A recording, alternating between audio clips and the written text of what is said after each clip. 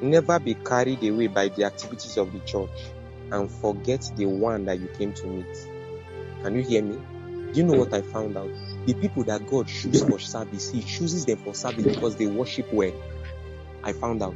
Listen to me. If God does not find a perfect relationship between you and Him, He will keep training you until you are ready. God does not deploy men to service until worship is right.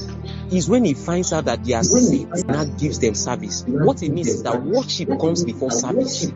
How many of you know R.W. Shambach is one of the generals of faith? He has gone to be with the Lord. He has gone to be with the Lord.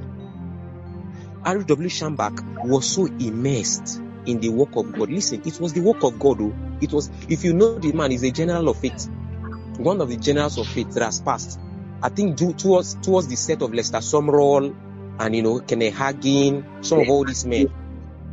What's his name again? Derek Prince is their set. It's not like it's all these ancient men. No, it's just their set. But the guy did so much. Now listen, please listen to me. Please listen to me. Please listen to me. Don't be distracted. He was so immersed. He poured himself into the work of the ministry. Poured himself and gave himself the very best. Gave the best. But listen, this is him sharing it himself. He said at some point, Jesus appeared to him. And I suspect the Lord will appear to some of you that your heart is opened. Yes, Lord, I ask. Yes. That encounter with you that any of them needs, those that are connected, those that are present on ground, that encounter they need released to them. That appearance released to them. Let them see you and be encouraged. You don't know, one of the things that drag the presence of the Lord to a man richly is praise, worship. When he feels as though things are not so convenient, but yet you are serving God, it draws God to you like never before. Please listen. So R.W. Shambach said he was just in his room one of those days and Jesus appeared to him. Jesus appeared to him. Do you know what Jesus told him? Jesus told him, he said, he told him, you are now giving yourself so much to this thing and you are forgetting my relationship with you. So you are giving, I'm paraphrasing now, you are giving yourself so much to this work and you are forgetting my relationship with you. R.W. Shambach, I don't know how he got to respond to Jesus, but he said he responded to Jesus. And he told Jesus, he said, the reason I'm doing this is because I'm doing it for you. Were you not the one that told me to do it? I'm doing this thing for you. Then do you know what the last word Jesus Christ told him before he left? Jesus now told him, he said, remember, without me, you can do nothing.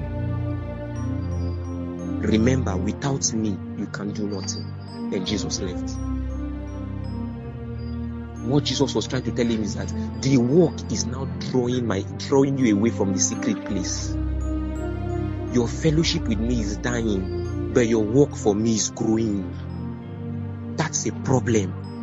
Never listen. This thing, it's a training, and it's expected that this thing shapes our mind generally, right? Never take the service above your work with God. God will not pick such a person. God blesses those that are on service. God services those that are serving Him. God even pays those that serve Him. Is the truth. But God does not just choose men that serve Him. He chooses men that worship Him. You want to know perfect service? Look at the cherubs. Look at the seraphs. You will see that what comes first with the seraphs is not just their service to God. What comes first with the cherubs is not just their service to God, it's their worship to God that comes first. That's the first. If worship does not come first, you are beginning to miss it. Please don't take my words that they are hard, but sometimes the word of God needs to come like hammer to break every rock in your heart that is not right, to break it to pieces.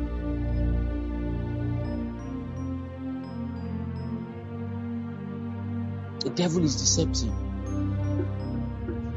Told him, that's the last word he told him. Jesus told him before he left. He said, remember, without me you can do nothing. In other words, this is my work, but focus on me. Focus on me, then I will help you achieve the task. Focus on me, then I will help you achieve the task. That's what is called the deception of service. There is a deception that comes with service. That's what is called the deception of service. Men pour themselves into service and forget God. Anytime you begin to see that, check the character. How God designs it that He comes first, then the service next. Did you hear me? He comes first. Then anytime something begins to affect God coming first, there is a problem. There is a problem. There is a problem. There is a problem. Never allow anything affect your walk with God. Never. You will not stand before God in the future, in the last day, telling God the service you did. When you stand before God, what you will tell God is your worship, your life of worship, your life of reverence, the price you paid for Him. Believe me, that very day, if you stand before the Father, what you will tell Him is your walk with God, not your service. He said it in the scriptures. He said it. That on that day, some will say that I did this one for you, I did that one for you, I did this one for you, I healed in your name, I cast out demons in your name. He said, get away from me, I never knew you. Service does not confess. Service does not confess.